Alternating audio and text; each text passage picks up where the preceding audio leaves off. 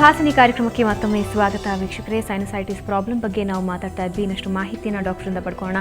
Doctor, ಬೇರೆ ಏನೆಲ್ಲ ಕಾರಣಗಳಿಂದ ಈ ರೀತಿಯ ಸೈನಸ್ ಪ್ರಾಬ್ಲಮ್ ಆಗುತ್ತೆ? ಅಂದರೆ ಇನ್ನೂ ಕೆಲವರು ಏನು ಹೇಳ್ತಾರೆ ಅಂದರೆ ಟೆನ್ಷನ್ ಮಾಡ್ಕೊಳ್ಳೋದ್ರಿಂದ, ಒತ್ತಡ ಬೀಳೋದ್ರಿಂದ, ಇದರಿಂದನೂ ಕೂಡ ಸೈನಸ್ ಬರುತ್ತೆ ಅಂತ ಹೇಳ್ತಾರೆ. ನಿಜಾನಾ? ಇಲ್ಲ, ಅದು ತಪ್ಪು ಕಲ್ಪನೆ. ಇವಾಗ stress is unrelated to the sinus infection. ಇವಾಗ ಸೈನಸ್ ಇನ್ಫೆಕ್ಷನ್ ಹೇಳಿದೆ, ಸೈನಸ್ ಓಪನಿಂಗ್ಸ್ ಬ್ಲಾಕ್ ಆಯಿತು ಅಂದರೆ ಅದರಿಂದ ಸೈನಸೈಟಿಸ್ ಇನ್ಫೆಕ್ಷನ್ ಆಗುತ್ತೆ.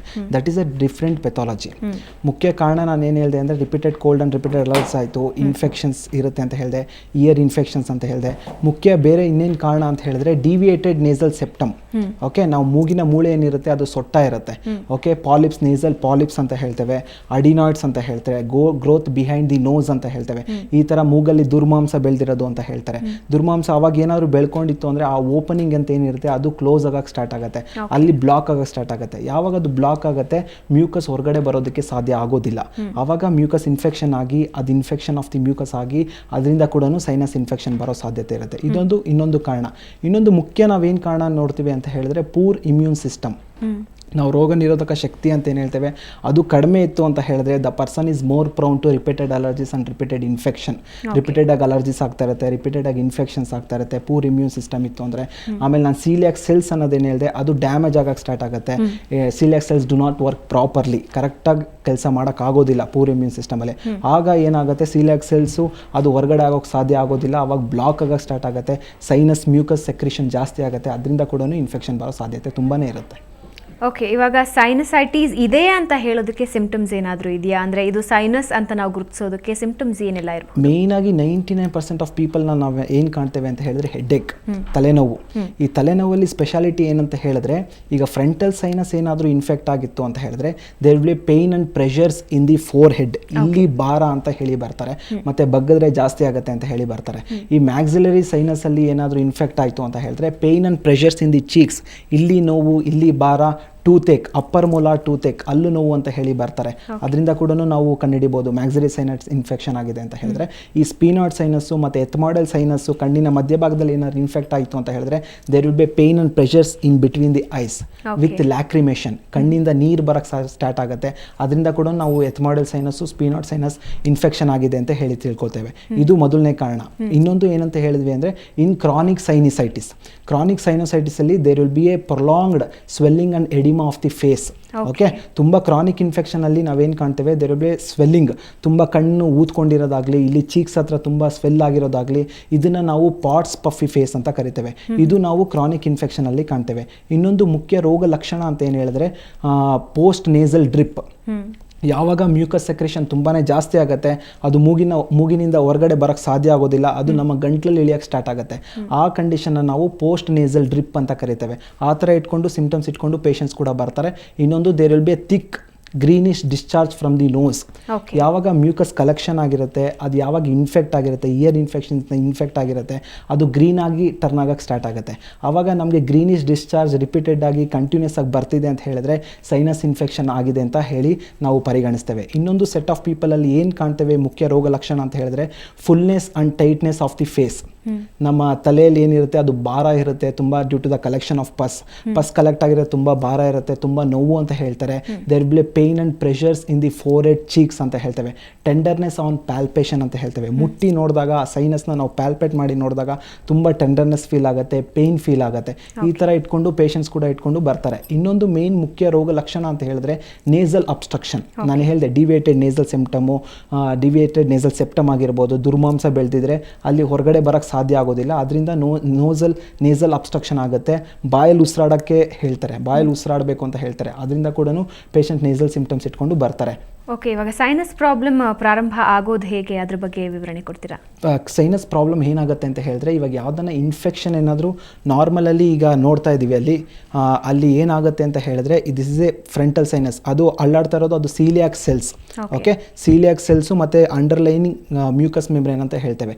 ಇವಾಗ ಯಾವುದಾದ್ರೂ ಇನ್ಫೆಕ್ಷನ್ ಆಗಿ ಯಾವುದನ್ನ ಸ್ಟಾರ್ಟ್ ಆಯಿತು, ಇಯರ್ ಇನ್ಫೆಕ್ಷನಿಂದ ಆಗಿರ್ಬೋದು, ಆವಾಗ ಅದು ಊದ್ಕೊಳ್ಳೋಕೆ ಸ್ಟಾರ್ಟ್ ಆಗುತ್ತೆ. ಓಕೆ, ಮ್ಯೂಕಸ್ ಮೆಂಬ್ರೇನ್ ಊದ್ಕೊಳ್ಳೋಕೆ ಸ್ಟಾರ್ಟ್ ಆಗುತ್ತೆ. ಆವಾಗ ಸೈನಸ್ ಓಪನಿಂಗ್ ಬ್ಲಾಕ್ ಆಗೋಕ್ಕೆ ಸ್ಟಾರ್ಟ್ ಆಗುತ್ತೆ. ಆಗುತ್ತೆ. ಇವಾಗ ಮ್ಯೂಕಸ್ ಏನು ಸೆಕ್ರೇಷನ್ ಆಗ್ತಿದೆ ನೋಡಿ, ಮ್ಯೂಕಸ್ ಸೆಕ್ರೇಷನ್ ಬ್ಲಾಕ್ ಆಗಕ್ಕೆ ಸ್ಟಾರ್ಟ್ ಆಗುತ್ತೆ. ಸೀಲಿಯಾಕ್ ಸೆಲ್ಸ್ ಡ್ಯಾಮೇಜ್ ಆಗಿರೋದ್ರಿಂದ ಅದು ಹೊರಗಡೆ ಬರೋಕ್ಕೆ ಸಾಧ್ಯ ಆಗೋದಿಲ್ಲ. ಯಾವಾಗ ಹೊರಗಡೆ ಬರೋಕ್ಕೆ ಸಾಧ್ಯ ಆಗೋದಿಲ್ಲ, ಅದು ಬ್ಲಾಕ್ ಆಗಕ್ಕೆ ಸ್ಟಾರ್ಟ್ ಆಗುತ್ತೆ. ಆವಾಗ ಅದು ಮ್ಯೂಕಸ್ ಮೇಲೆ ಊದ್ಕೊಳ್ಳೋಕೆ ಸ್ಟಾರ್ಟ್ ಆಗುತ್ತೆ. That condition is called sinusitis ಅಂತ ಹೇಳ್ತೇವೆ. ಓಕೆ, ಅಲ್ಲಿ ನೋಡಿ ಗ್ರೋತ್ ಆಗಿರ್ಬೋದು, ಈ ಥರ ಸೈನಸ್ ಓಪನಿಂಗ್ಸ್ ತುಂಬಾನೇ ಕಡಿಮೆ ಇರುತ್ತೆ. ಅದು ಹೊರಗಡೆ ಮಾಡೋದಕ್ಕೆ this is one of the treatment, ಅದು ನಮ್ಮಲ್ಲಿ ಕೊಡ್ತೇವೆ. ಓಕೆ, ಈ ರೀತಿ ಟ್ರೀಟ್ಮೆಂಟ್ ಪಡ್ಕೋಬಹುದು ಅಂತ ಹೇಳ್ತೀರಾ. ಯಾವ ಸ್ಟೇಜ್ ಅಲ್ಲಿ ತುಂಬಾ ಕ್ರಿಟಿಕಲ್ ಅಂತ ಅನ್ಸುತ್ತೆ ನಿಮಗೆ? ಅಂದ್ರೆ ಸುಮ್ಮನೆ ಇವಾಗ ಕೆಲವ್ರು ಏನ್ ಮಾಡ್ತಾರೆ, ವರ್ಕ್ ಪ್ರೆಷರ್ ಅದು ಇದು ಕೆಲಸ ಹೋಗಕ್ಕಾಗಲ್ಲ ಅನ್ಬಿಟ್ಟು ನಿರ್ಲಕ್ಷ್ಯ ಮಾಡ್ಬಿಡ್ತಾರೆ. ಸೊ ನಿರ್ಲಕ್ಷ್ಯ ಮಾಡಿದ್ರೆ ಎಷ್ಟು ಕೆಟ್ಟ ಪರಿಣಾಮ ಬೀರಬಹುದು ಅವ್ರ ಮೇಲೆ? ನಿರ್ಲಕ್ಷ್ಯ ಮಾಡಿದ್ರೆ ಖಂಡಿತ it has A very good complications ಅಂತ ಹೇಳ್ತೇವೆ. ಕಾಂಪ್ಲಿಕೇಶನ್ಸ್ ತುಂಬಾನೇ ಇದೆ, ಅದನ್ನ ಟ್ರೀಟ್ ಮಾಡೋದಕ್ಕೆ ಆಗೋದಿಲ್ಲ, ಆ ಥರ ಕಾಂಪ್ಲಿಕೇಶನ್ಸ್ ಆಗುತ್ತೆ. ಮೇಯ್ನಾಗಿ ಸೈನೋಸೈಟಿಸ್ ಏನಾದರೂ ನಾವು ಅಕ್ಯೂಟ್ ಇನ್ಫೆಕ್ಷನಲ್ಲೂ ನಾವು ಟ್ರೀಟ್ ಮಾಡಿಲ್ಲ, ಕ್ರಾನಿಕ್ ಇನ್ಫೆಕ್ಷನಲ್ಲೂ ನಾವು ಟ್ರೀಟ್ ಮಾಡಿಲ್ಲ ಅಂತ ಹೇಳಿದ್ರೆ ಅದು ಮೆನಂಜೈಟಿಸ್ ಆಗಿ ಟರ್ನ್ ಆಗೋ ಸ್ಟಾರ್ಟ್ ಆಗುತ್ತೆ. ಅದು ಇನ್ಫೆಕ್ಷನ್ಸ್ ಏನಾದರೂ ಬ್ರೈನ್ಗೆ ಹೋಯ್ತು ಅಂತ ಹೇಳಿದ್ರೆ ಮೆನಂಜೈಟಿಸ್ ಅನ್ನೋ ಎನ್ಸೆಫಲೈಟಿಸು, ಮೆನಂಜೈಟಿಸ್ ಈ ಥರ ಕಂಡೀಷನ್ನು ಭಾಳ ಕ್ರಿಟಿಕಲ್ ಆಗಿರುತ್ತೆ. ಆ ಥರ ಕಂಡೀಷನ್ಸು ಕಾಂಪ್ಲಿಕೇಶನ್ಸ್ ಆಗ್ಬೋದು.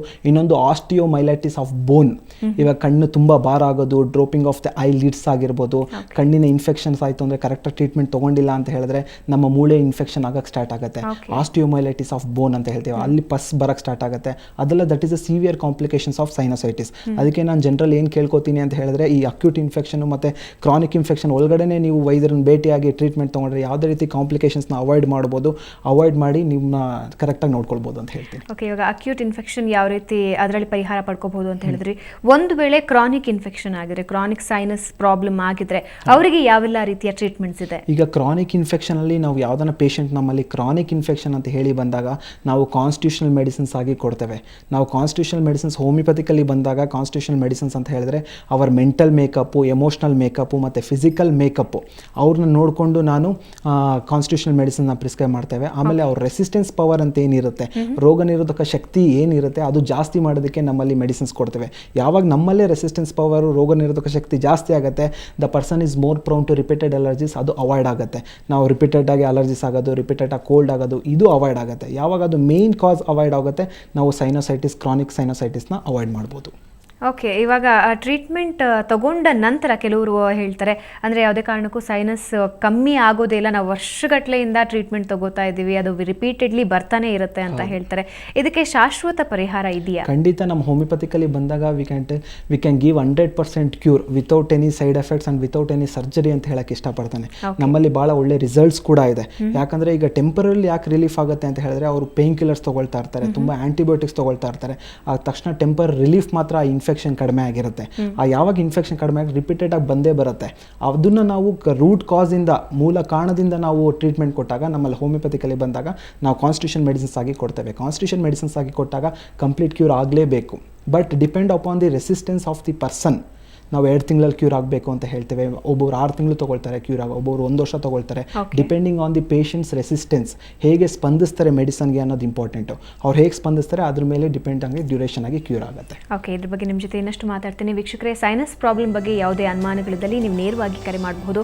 ಈಗ ಒಂದು ಸಣ್ಣ ವಿರಾಮ, ನಂತರ ಸುಹಾಸಿನಿ ಕಾರ್ಯಕ್ರಮ ಮುಂದುವರಿಯುತ್ತೆ.